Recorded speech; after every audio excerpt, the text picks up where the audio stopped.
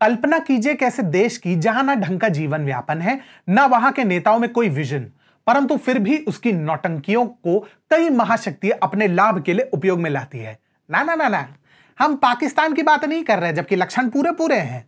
ये बात है यूरोप में बसे एक और पाकिस्तान की, जिसका नाम है यूक्रेन।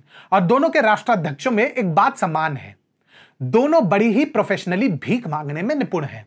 नमस्कार मित्रों, टीएफआई पर आपका हार्दिक स्वागत है और मैं अनिमेश पांडे आपको परिचित कराऊंगा यूरोप के पाकिस्तान यूक्रेन से, जिनका भिखमंगा स्वभाव किस प्रकार से उन्हें पाकिस्तान का बिछड़ा हुआ भाई बनाता है।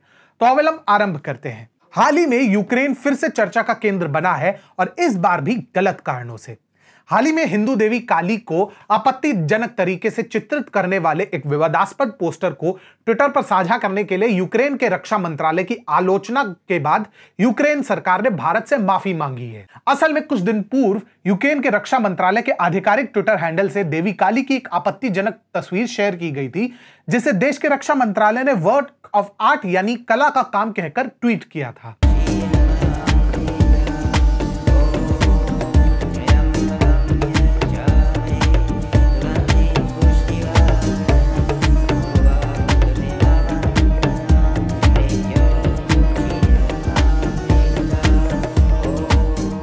लेकिन भारत से इस पर तीखी प्रतिक्रिया आने के बाद इस ट्वीट को अब डिलीट कर दिया गया है।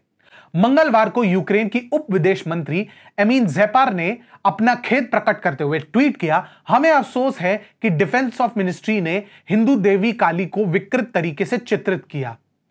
यूक्रेन और यूक्रेन के लोग अद्वितीय भारतीय संस्कृति का सम्मान करते हैं और अत्यधिक समर्थन की सराहना करते हैं। चित्र पहले ही हटा दिया गया है। आपसी सम्मान और मित्रता की भावना में सहयोग को और बढ़ाने के लिए हम दृढ़ संकल्पित हैं। भारत में लोग इस ट्वीट को अपमानजनक और हिंदू फोबिया का सूचक बता रहे हैं। भारत के सूचना एवं प्रसारण मंत्रालय के सलाहकार कंचन गुप्ता ने कहा कि यह दुनिया भर में हिंदू भावनाओं पर हमला है। परंतु आपको क्या लगता है, यह पहली बार हुआ है?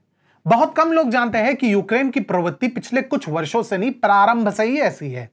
राजनीतिक और विदेशी मामलों के जानकार डॉक्टर शुभ्रकमल दत्ता कहते हैं कि वे यूक्रेन के अपमान से अचंभित नहीं हैं। उनके अनुसार जिस तरह से यूक्रेन ने भारत की संस्कृति और मां काली को लेकर गंदगी फैलाने की कोशिश की है, जिस तरह से हिंदू संस्कृति को यूक्रेन ने दुत्कारने की कोशिश की है, यह पहली बार नहीं है। यूक्रेन ने पहले भी किया है, आज भी किया है और आगे भी करेगा। उन्होंने आगे बताया, यूक्रेन हमेशा भारत विरोधी रहा है। 1998 में जब अटल बिहारी वाजपेयी के नेतृत्व में भारत ने परमाणु परीक्षण किया था, तो यूक्रेन ने संयुक्त राष्ट्र में भारत के विरुद्ध वोट दिया था। यूक्रेन हमेशा से पाकिस्तान के पक्ष में रहा है। यह कहीं ना कहीं यूक्रेन की भारत विरोधी मानसिकता दर्शाता है।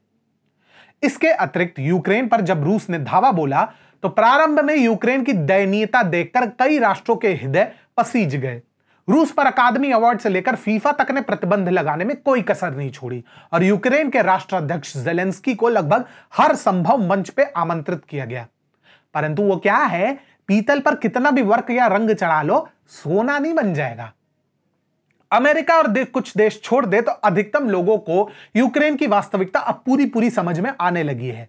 जिस प्रकार पाकिस्तान कश्मीर का फटा ढोल और अपनी तंगहाली को लेकर हर जगह बेशर्मी से कर्ज मांगने पहुंच जाता है, वही हाल यूक्रेन का भी हो रहा है।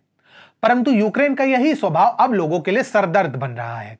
कुछ ही माह पूर्व आईओसी यानी अंतर्राष्ट्रीय ओलंपिक कमेटी ने उसके इसी नौटंकी पर खूब हड़काया था, क्योंकि यूक्रेन चाहता था कि रूस पर अनंत काल तक प्रतिबंध लगे और अगर ऐसा नहीं हुआ तो यूक्रेन इन खेलों का बहिष्कार करेगा। यूं ही नहीं, यूक्रेन पाकिस्तान का बिछड़ा हुआ भाई कहलाता है।